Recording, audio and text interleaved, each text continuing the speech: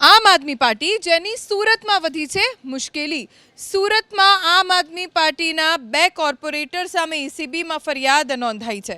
આપના બે કોર્પોરેટર છે જીતેન્દ્ર કાછડિયા અને વિપુલ સુહાગિયા। એસીબીને લેખિતમાં ફરિયાદ કરી છે હિતેશ સવાણીએ, જેઓ પૂણા વિસ્તારમાં આવેલ પે એન્ડ પાર્કિંગના કોન્ટ્રાક્ટર છે।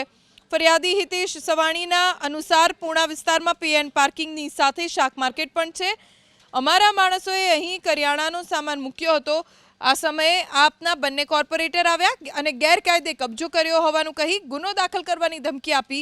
બાદમાં 10 લાખ રૂપિયાની લાંચ માંગી। એટલું જ નહીં, જબરદસ્તી માફી પત્ર પણ લખાવ્યું। હિતેશ સવાણીએ આપના બંને કોર્પોરેટર વિરુદ્ધ એસીબીને લેખિતમાં ફરિયાદ આપી છે, સાથે સીસીટીવી ફૂટેજ અને ઓડિયો રેકોર્ડિંગ સહિતના પુરાવા પણ સોંપ્યા છે।